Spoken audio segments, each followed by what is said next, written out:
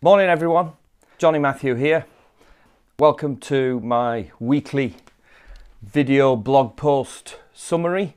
As I say, my name is Johnny Matthew from johnnymatthew.com and I'm a criminologist and a social worker, and my great passion is working to promote recovery with troubled young people. So whether that's young people in the social work system, the looked after system, in youth justice, kids with mental health problems, dealing with the aftermath of abuse and homelessness and substance misuse and all of that stuff. So as I say, you can get more detail on that on johnnymatthew.com. I try each week to produce a blog post, usually on a Sunday evening, which summarises kind of my thoughts for the week, usually on a subject relating to working with troubled young people. And I guess the focus of that and the passion of that is to try and offer information and inspiration to you guys out there who are working with troubled kids. Whether you are a foster carer who's got a child living with you, or whether you are a social worker, or whether you're working in a prison or a secure unit, or wherever you may be. I want to try and help you and encourage you and inform you as best I can. I read a lot, so I'm sharing a lot of other people's stuff. It doesn't all come from my head. So anyway, welcome to this weekly blog post summary. Just to say, if you want to show your appreciation at any point, you can send me some hearts, which means you need to click on, where are we, this bottom corner of your screen, which I think, if I've got it right, is the bottom right hand corner of your screen. And that will show me that you're there and you're listening and appreciating. It's a bit like a friendly nod from an audience member if this was live. And also, if you want to share this blog post with your own social network, and you're on an Apple device, if you can scroll left to right and then just swipe left to right and then scroll down, and you'll see the share button there. If you're on Android, if you just swipe up on your device, and you'll be able to scroll down and hit the share button. So, okay, so the blog post this week was focused on supervision in social care, that process whereby a worker and usually their line manager or another senior member of staff get together to discuss the work and work together to improve it. That's my vision for supervision and what I've tried to achieve with the people that I've been supervised with and by. But it doesn't always work out that way, and it's something that's come up recently on a number of occasions with colleagues that I've spoken to in different settings.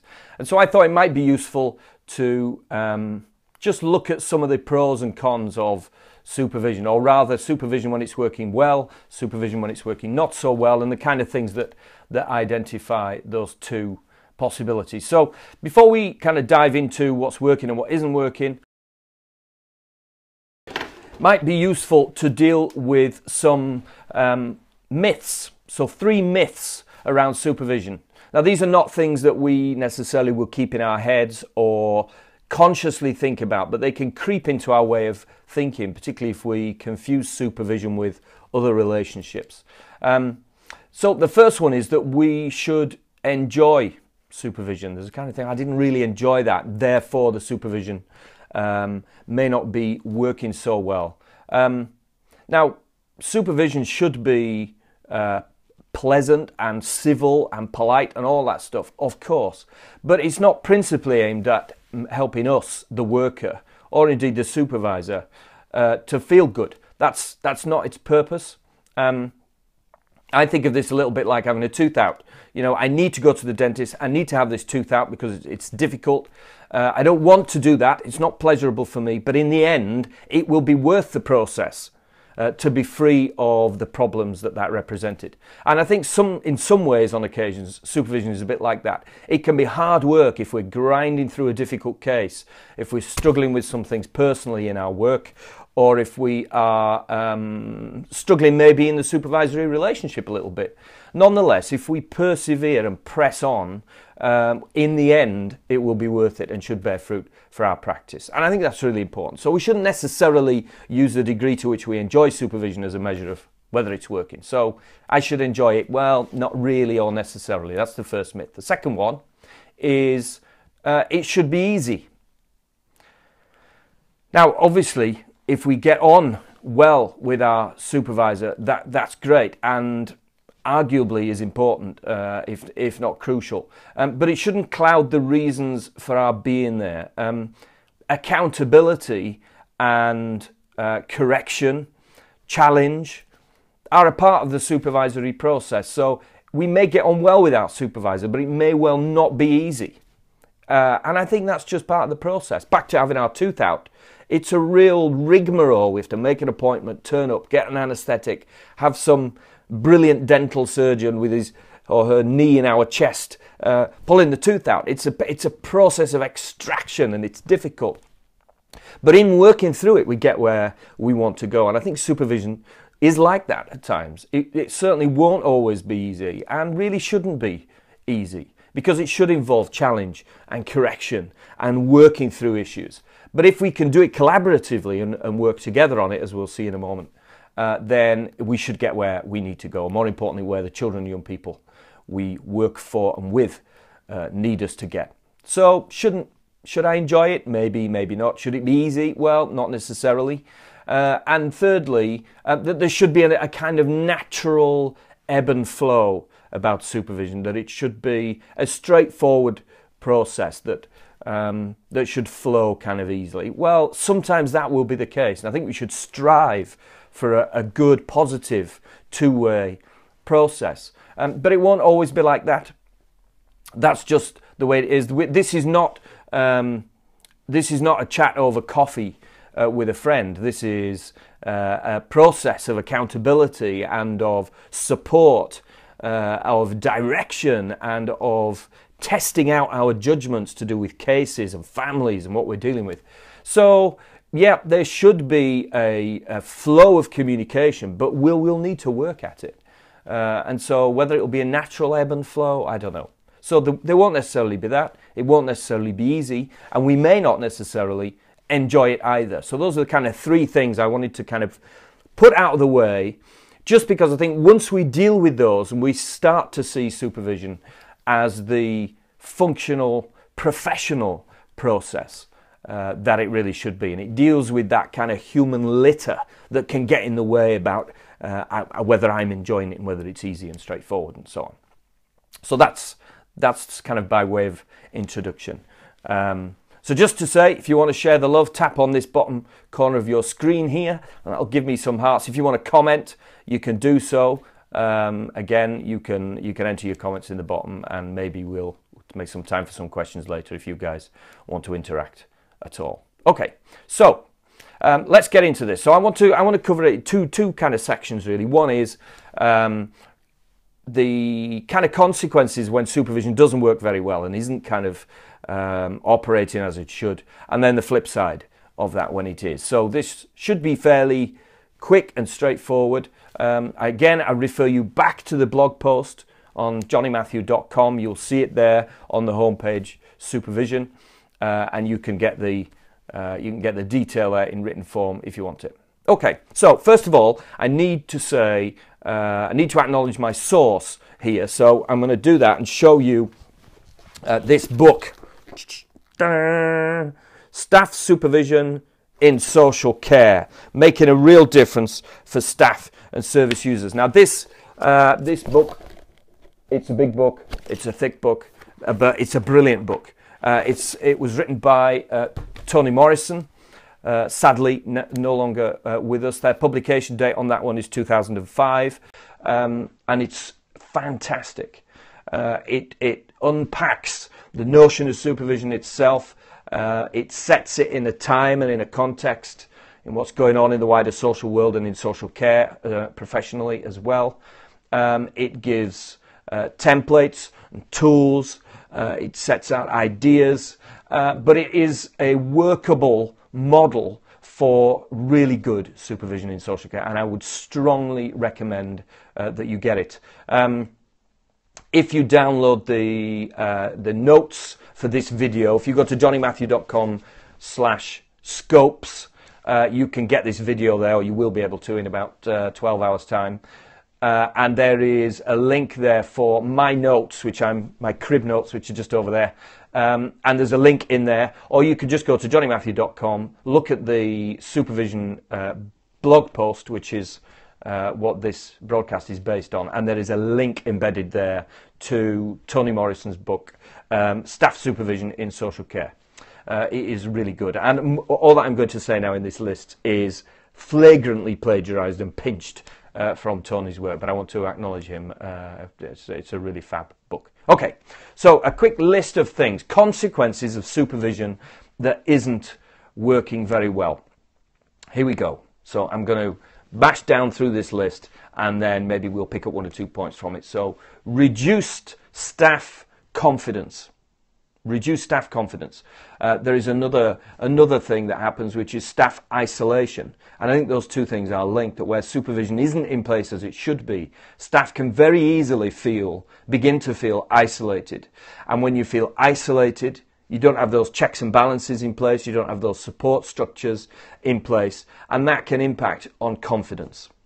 Another impact that can bring is unclear expectations. Which links to a lack of accountability.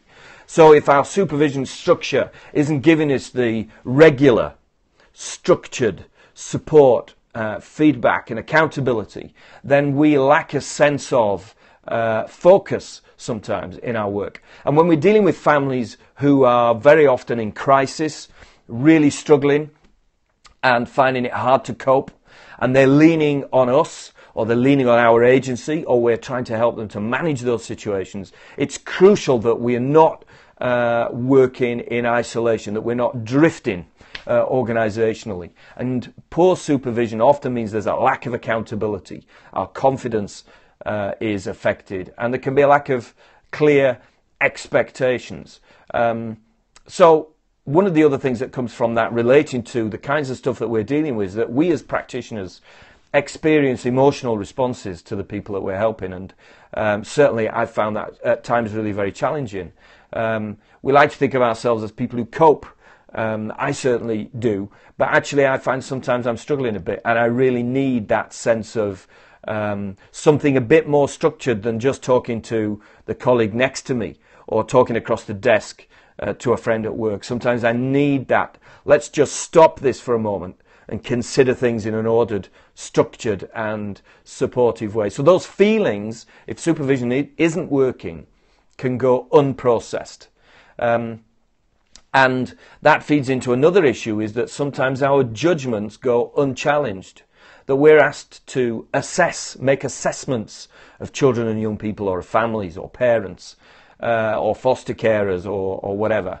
Now those judgments are really key. We write reports that contain our assessments and judgments, and those reports follow people and they have an impact. So it's really important that supervision is in place and working well to ensure that we have a reflective space to re-examine and pick over the judgments that we make, so that we make judgments that are as objective as possible.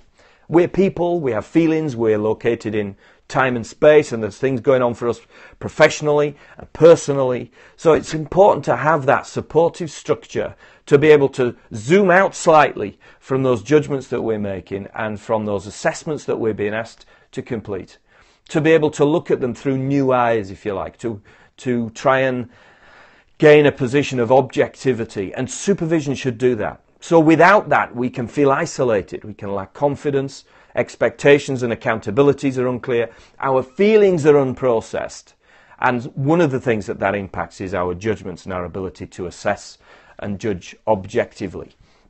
So that's really important. There's another kind of aspect of this, that when supervision isn't working, there's reduced competence and impaired professional development. Reduced competence and impaired professional development. So if we don't have that space for reflection, for accountability, for considering things in a safe space, we just get on with the job. And the nature of the job is that it can be quite frenetic and difficult and time-bound, and we get driven by deadlines and paperwork and meetings and court dates and crises and lurching from one thing to another. And the difficulty with that is that we don't develop professionally in a deliberate way, and our competence is affected. We all fall into shortcuts, habits, ways of doing things, a kind of cut and paste professionalism.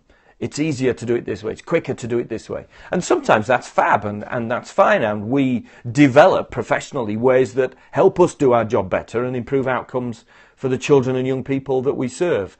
But sometimes it isn't good. Sometimes we fall into ruts or ways of doing things that are ill-considered. Or just become a habit, and we think it's okay because we've been doing this for a while and nothing's gone badly wrong yet, so we keep doing it. Whereas supervision allows us to stop the train and get off for a minute, to consider more deliberately. And I think that helps us to be competent and to increase our competence. And it helps us to develop professionally, which is a good thing. Another thing about supervision when it's not working brilliantly is that we can become defensive in the way that we practice. In the social care world, we are often scapegoated and blamed by the media and other agencies, because we're at the coalface. We're the people who meet the children, we're the people who meet the families and deal with the raw realities of difficult and disadvantaged lives. And so that can put us in a very vulnerable position. And I think if we don't have a good, consistent, well-ordered, supportive supervision structure, it leaves us vulnerable. It leaves us out in a kind of exposed space where we are driving forward in difficult circumstances, making decisions and judgments and assessments and trying to help and assist and guide and direct and so on. And yet, without the opportunity to stop and think, we can become defensive. And we can begin, particularly in really difficult situations, and I will say particularly in child protection situations, we can start to practice defensively. I need to do this because if things go really wrong, I need to be able to say that I did this, or I wrote that, or that I went there, or I saw that person. Now, whilst it's right that we're rigorous and we're thorough in the way we record what we do and in the reasons for thinking through why we do what we do, if we practice defensively, it means we're not proactively serving the interests of the children and young people first. And that's a problem. It means, I think, that we've stepped away from our professional priorities and we've started to work in such a way that is trying to build an insurance policy for the future if things go wrong. And it's not an insurance policy for the child or the young person, the young adult or their family. It's an insurance policy for me as a practitioner and de facto for the agency that I work for. And that's a problem. So, staff confidence is reduced, expectations are unclear, there can be a lack of accountability, our professional development can be impaired, our judgments can go unchallenged, and our feelings that drive some of those judgments sometimes don't get processed. We can feel isolated and we begin sometimes to practice defensively. I think there are a couple of slightly broader issues that are impacted when supervision doesn't go wrong. I want to tease those out. First one of those is that we end up with dysfunctional team dynamics. See, how we as individuals practice and how we're supported in that practice through supervision feeds back into the team culture, feeds back into the team room, impacts on staff meetings, impacts on those conversations we have with one another. And if supervision is not doing the job, if our supervisor in the way they structure it, or if we in the way that we go into and conduct supervision, if we're not cutting the mustard and doing it professionally and openly with a view to improving what we do, then all of that will feed back into the team dynamic.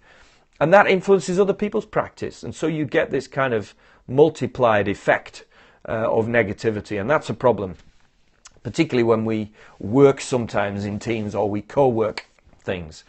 We don't want that to be sullied by all of these other issues that we've just mentioned. So team dynamics can be one of the wider impacts of problematic supervision or supervision that's not really working.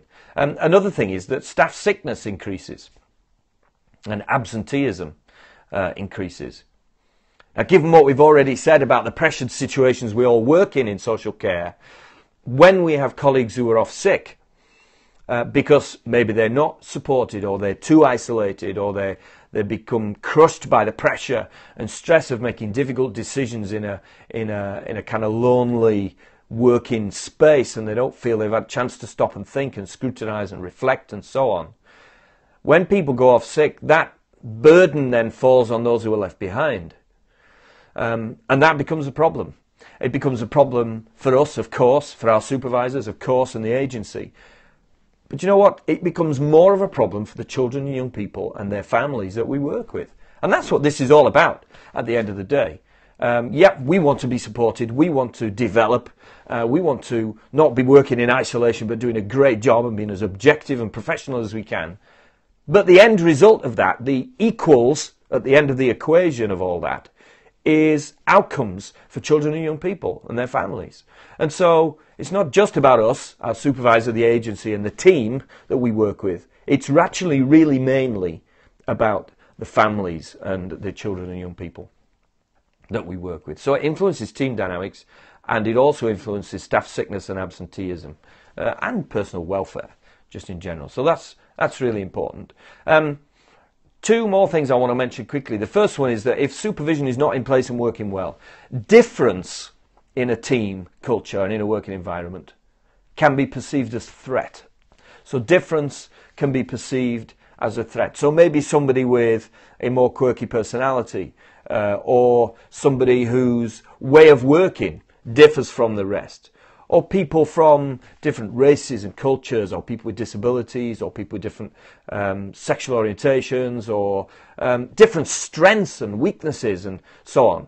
Where there's difference of any kind, the pressure to conform can be really negative, and it can be negative because it removes the uniqueness and the joy of somebody bringing something different into the mix.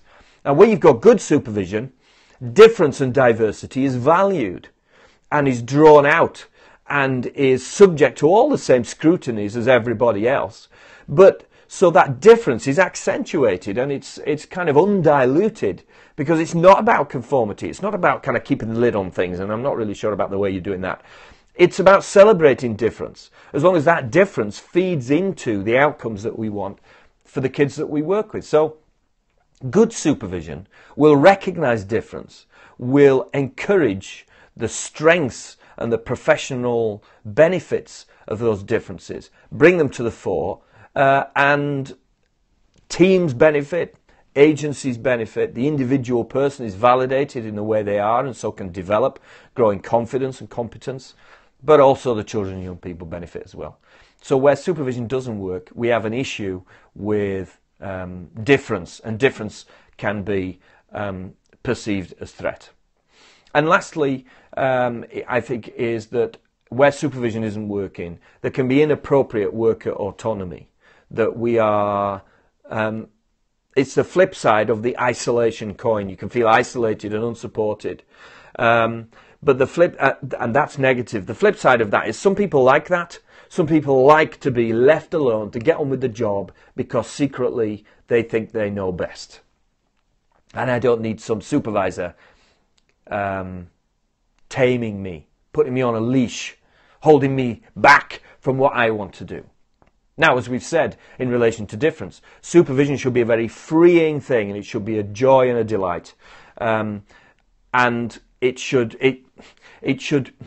be a joy and delight. It should celebrate difference in a way that the delightfulness that comes from diversity is injected into the team and becomes part of the mix. Where that's not the case and people are left alone, we get the opposite. We get some people who like to work autonomously because they don't want the scrutiny. They don't want their judgments challenged. They're not interested in a reflective space to reconsider what they do and properly think about what they're about to do. And those people are dangerous people, potentially. Just as it places workers in a dangerous and difficult position if they are isolated and left to work alone.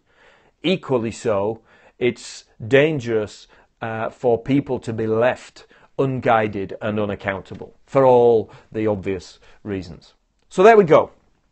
A whole list of things relating to isolation, competence, expectation, development, and all the rest of it. So we can see, I think, we begin to see from that there's a lot that can go wrong when supervision doesn't work. But what it really does, I guess, most of all, is illustrate how really key and important supervision, good supervision in social care, really is.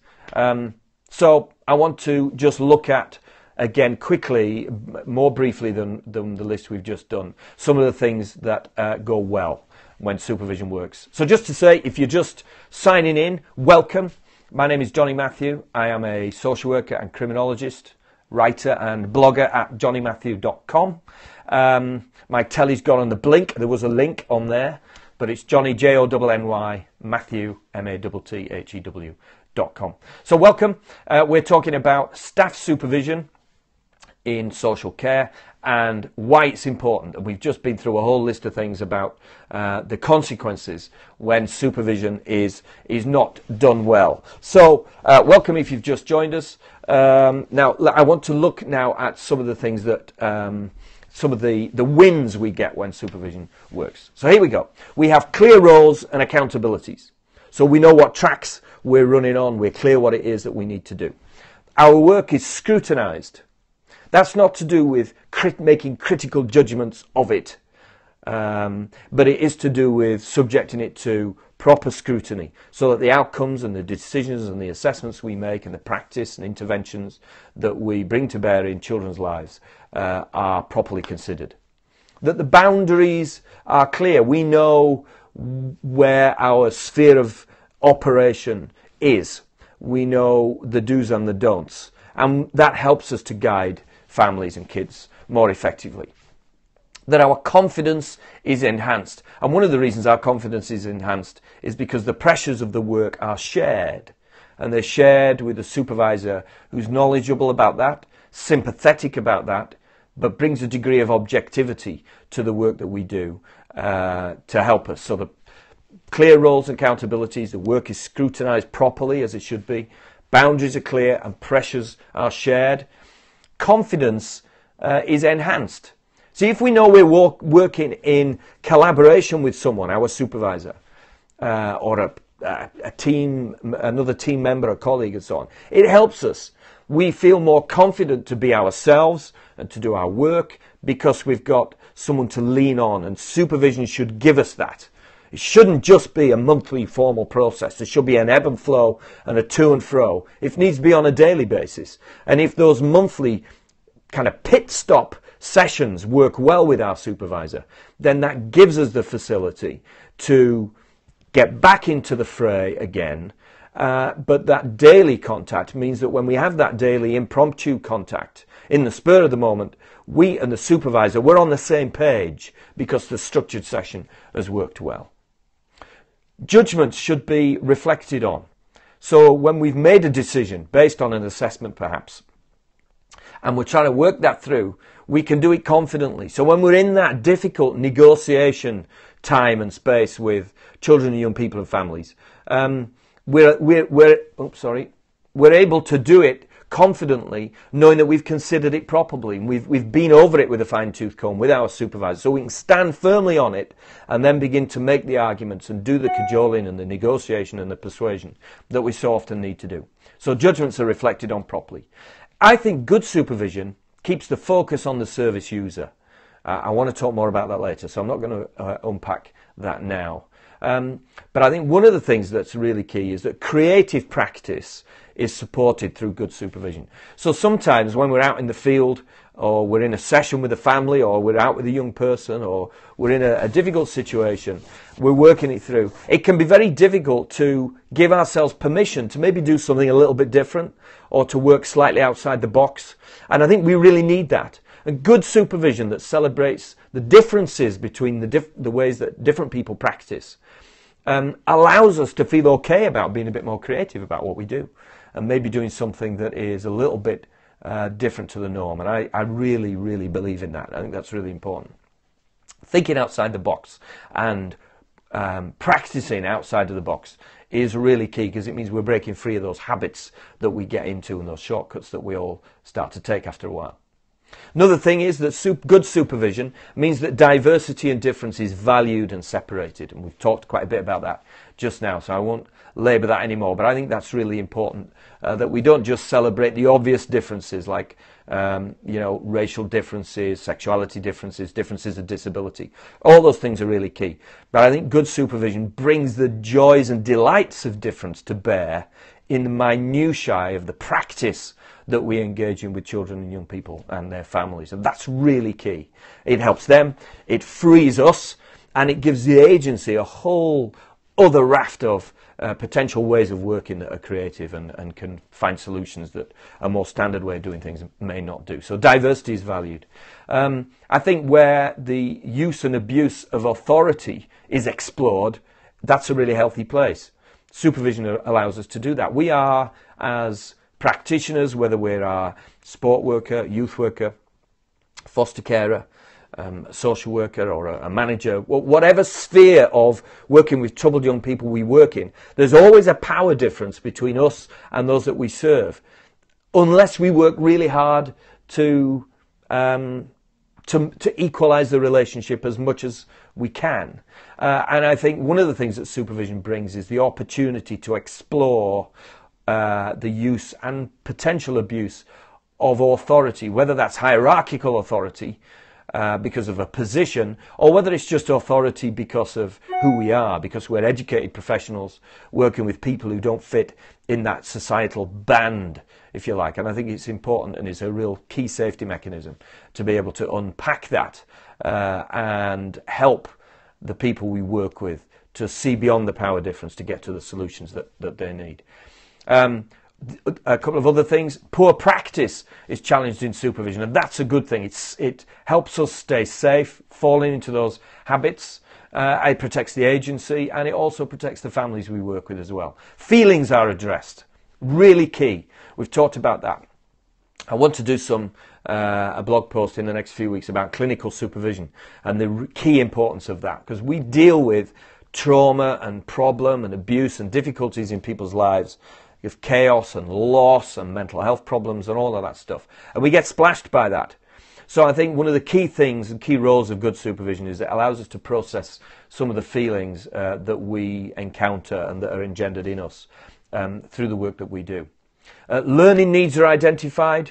We feel valued as workers and we're not working in isolation. And teamwork is enhanced. Those three are the last three. So learning needs are identified. We feel valued because we're not isolated and difference is celebrated. And also teamworking is enhanced. So there's a whole list of things there. We've been through all sorts. I want to summarise by talking about two things that I really want to focus on just to kind of draw all this together. The first one is good supervision allows each member of staff to be the best possible version of their working selves. We all know that we're different in work from out of work to some degree. That's inevitable. But good supervision should allow us to be the best possible version of our working selves. And that's what I want to achieve. I don't want to be a second-rate me or a second-rate support worker or second-rate social worker or second-rate foster carer or teacher. I want to be the best I possibly can be within the limitations that we have because of our abilities, our intellect, our personalities and the roles that we have. Those things all place limitations on us. But within those, we want to do the best we can. And supervision, when it's working well, when it offers scrutiny, accountability, support, then it should enable us to be the best possible version of ourselves. And that's what I really want. And I'd like to think that's one of the central aims in the supervision that I offer people. So that's the first thing. And the second thing is this, that good supervision should keep the child and young person absolutely central.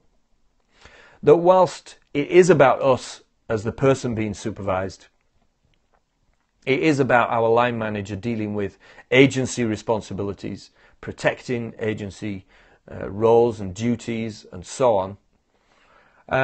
Actually, all of that should orientate around this one central point, which is there is a troubled child or young person here, and they need us to focus on them. So I think those are the two key things, that we need to use supervision to be the best possible version of our working selves, and we need to orientate around the young person and keep that central. So there we go. That's it. I want to finish with a quote from Toni Morrison from this absolutely fab book, which I've got to push again. Staff Supervision in Social Care, making a real difference for staff and service users. You can, if you click, if you go to johnnymatthew.com and you'll see the blog post on supervision, you can get the quote in there, and there's a link to the book there. If you go to johnnymatthew.com/scopes, in a few hours' time you'll be able to rewatch this video there. So even if you miss it in the 24-hour window where you can see the replay on Periscope, you can still get it on the website. So johnnymatthew.com/scopes. So here's the quote from Toni Morrison, Social Care.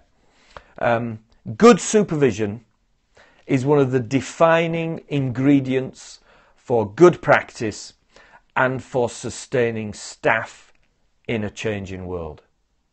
It's great, isn't it? I'm going to read that again. Good supervision is one of the defining ingredients for good practice and for sustaining staff in a changing world. And goodness only knows, in working with troubled young people, we are in a very, very changeable world. We can be in court one minute, knocking on the door the next minute. We can be in the midst of family chaos one moment. We can be celebrating a real win the next minute. It's the ebb and flow of the work. So sustaining us in that changeable world is key, and supervision plays a part of that. So if you're a supervisor, you buy the book. You must buy the book. But we need to fulfill our accountabilities and support staff properly. It's a really key role. What we do as supervisors directly affects the work that gets done with troubled kids, and that's key. If we're a supervisee, it's not supposed to be an easy ride, supervision. And we need to go into it with open-heartedness and holding our professional practice out on the palm of our hands, ready for it to be scrutinised and moulded and changed and challenged and so on, because that will help us to be the best version of ourselves. And for agencies, we just need to get our act together and prioritise supervision. And I think we really need to prioritise clinical supervision, which I'm going to come to in a week or two's time. So there we go. Thank you for the love. Thank you for the hearts. Appreciate you sharing this. It's really good. I'd be very glad to answer any questions. If anybody wants to pop a question on screen, glad to do that. In the interim, just to say, if you would like to get the blog posts direct to your inbox, you can get that. Go to johnnymatthew.com and just fill in your name and email on the form, the top right hand side. Or if you wait around on the page, a pop-up box will come up and you can fill in your name and email there. I don't ever sell or trade emails with anybody. Your information is completely safe if you let me have your email. And as a token of that, I will send you my ebook, which is called Connecting with Troubled Young People. And it's all about those key human moments where we connect with kids and start to build the bridges which allow us then to influence them. So go to johnnymatthew.com, enter your name and your email in the box, and sign up for the blog post. All I will send you is one email, usually one email per week with the blog post. That's it. I'm not going to spam you or allow other people to use your address for anything. You can watch this on Periscope for 24 hours and the blog post comes out each Monday. So thank you for being here today. Thanks for listening. It was a long one, longer than I anticipated, maybe too long. And I will catch you again probably this time next week. There'll be another blog post out Sunday evening, which will be available Monday morning. So keep going, folks. Hang in there. Keep working for these kids to make it right and equalise the world on their behalf. So bless you, and I'll see you again. Cheers.